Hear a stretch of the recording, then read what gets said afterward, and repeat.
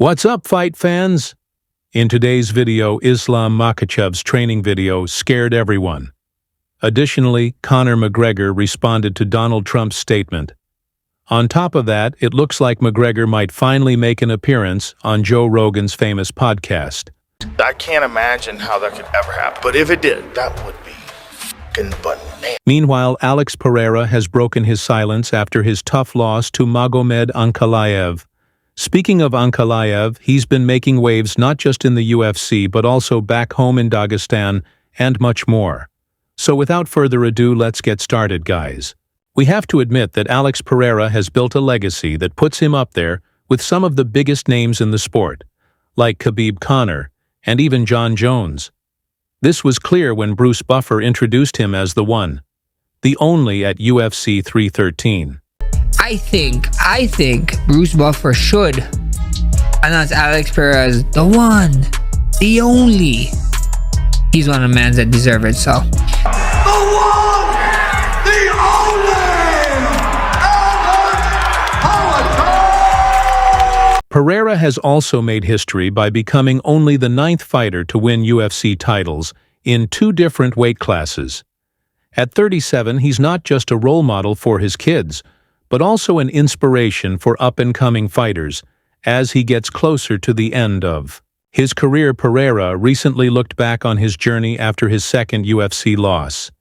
He posted an emotional video on Instagram showing his growth from his early days in kickboxing to his latest fight in the octagon. In the post, he shared a strong message about legacy. How do you want to be remembered as a good son, a good father or mother, a good person? Then go after it without being afraid to make mistakes. Pereira's coaches are not happy with the decision. At UFC 313, in a video posted on Pereira's YouTube page, his team made it clear they disagree with the judge's call. Teve essa derrota aí que, na minha opinião, igual o Patão falou, vamos ver a luta de novo, mas, na minha opinião, ele ganhou. Fala pessoal, tô voltando aí, mais uma aí, né? Pô, quem assistiu a luta aí, o Globo tava naquele fone ali pra ver, a gente acha que o Patão ganhou. Pra mim foi 1-3-5 de Patão, mas infelizmente não foi o que os juízes acharam, então a vida é assim. Pessoal, é isso aí, voltando pra casa, acho que a gente fez um excelente trabalho, não só nessa luta, a gente vem evoluindo bastante, né? O time, um aprendendo com o outro, então tô muito feliz, claro que deu um resultado que eu esperava, tava muito confiante com essa luta, tava bem pra luta, treinei bastante, eu acho que aconteceu algumas coisas, mas eu não quero dar desculpa, né? E eu sei que a gente vai ter essa revanche, já tô conversando já, né, com tudo que eu fiz, né, e da forma que foi a luta, muitas pessoas contestaram ali e ficaram na dúvida. Eu ainda não assisti a luta. After his surprising loss to Magomed Ankalaev, fans are hoping for a rematch, even though some criticized Pereira for a lazy performance. Ankalaev has already said he's open to a rematch. So let's hope it happens, but he says this time the fight won't go the distance. He also achieved something big for himself and brought pride to his home region of Dagestan. Dagestan's leader gave Ankalaev the Order for Merit to the Republic of Dagestan. Ankalaev Magomed Alibulanovich. For those who don't know, Ankalaev is now the 3rd UFC champion from Dagestan, following in the footsteps of legends like Khabib and Islam Makhachev. Shama. Anyway, this is a big test for him, and there's a lot at stake for multiple reasons. Number one, he's defending his UFC light heavyweight title. He's doing so against the guy who a lot of people consider to be his kryptonite, his boogeyman, Magomed Ankalaev, who only has 1 loss in the UFC. He's a very tough fighter, somewhat, unheralded, unknown fighter, but he's got the style that a lot of people think will give Alex Pereira fits. They think he's going to make the fight dirty. He's going to take Pereira down. And so when this fight first came out, when it was first made official, he opened up as a favorite, but that line is going down, and I tend to believe that a lot of people are kind of overlooking Pereira. I think Pereira wins this fight, and I wouldn't even be surprised if he knocks out Ankalaev. If Ankalaev is too focused on the takedown, he's going to get caught. And if he stands and trades with Pereira, he's going to get caught. So I think that you should proceed with caution if you think that Ankalaev is just going to go in there and out-grapple and frustrate Alex Pereira. I say there's a lot at stake here because it feels like if Pereira gets by Ankalaev, there's some big fights waiting the way. With Islam Makhachev constantly evolving his skill set, fans and fighters alike are left wondering what new techniques he will bring into the cage next. Makhachev is renowned for his signature choke, a technique he has perfected and frequently employs. In his fights, opponents enter the octagon knowing exactly what to expect, yet they still find themselves trapped much like a crocodile. Once Makhachev locks in, his submission escape is nearly impossible. His ability to execute this move with precision and dominance has made him one of the most feared grapplers in MMA today. Recently, a video surfaced online showing Makhachev playfully experimenting with a new choke during training, and one fan humorously commented, "Man is just experimenting with new ways to put people to sleep."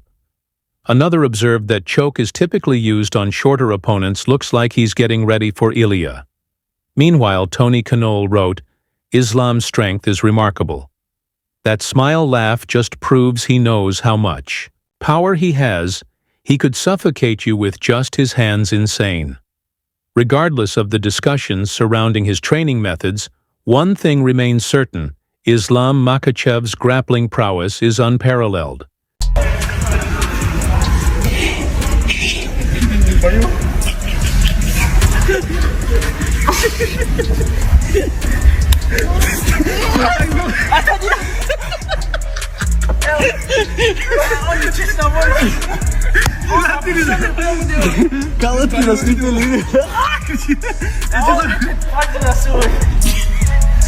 During a recent interview, Donald Trump expressed his admiration for Conor McGregor, calling him his favorite Irish fighter.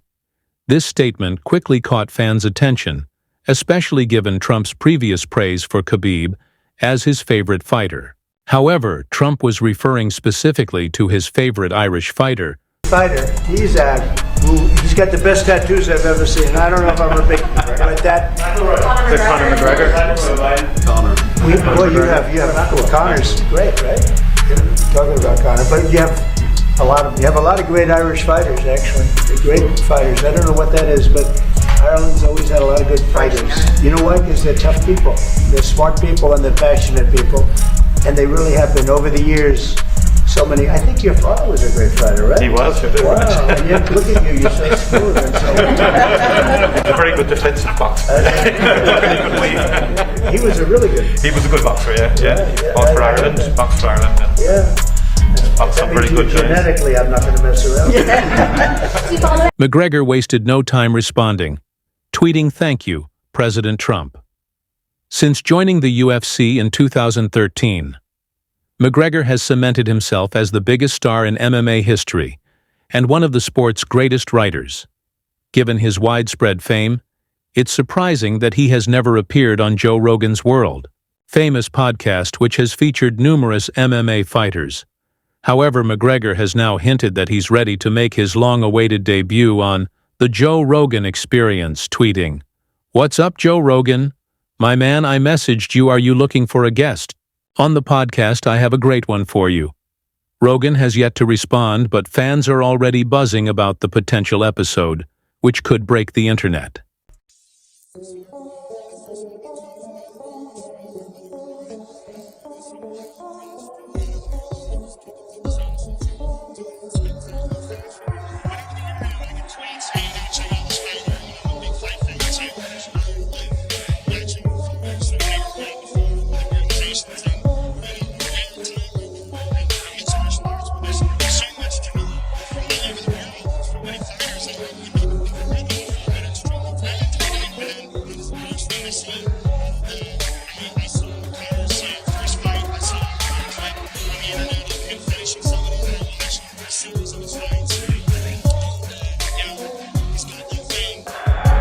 It sounds like you're in love with Conor McGregor here.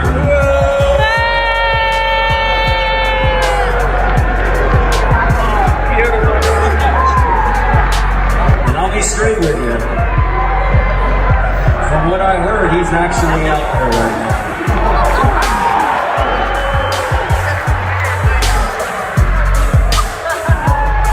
Tom Aspinall recently made a bold claim on TikTok saying that Jon Jones is scared of him.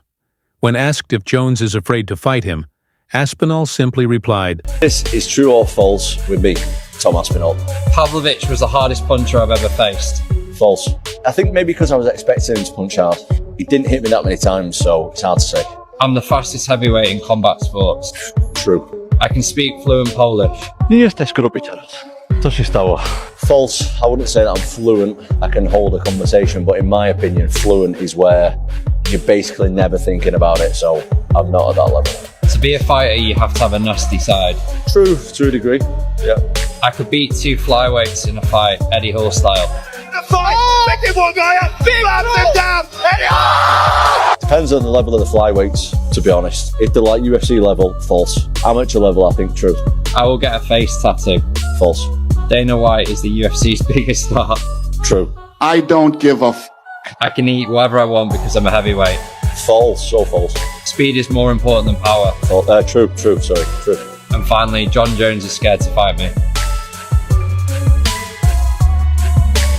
True. We'll see. Right now, a fight between Tom Aspinall and Jon Jones isn't officially scheduled, but UFC President Dana White has said he's pretty confident the two will face off this summer. Fans are definitely excited about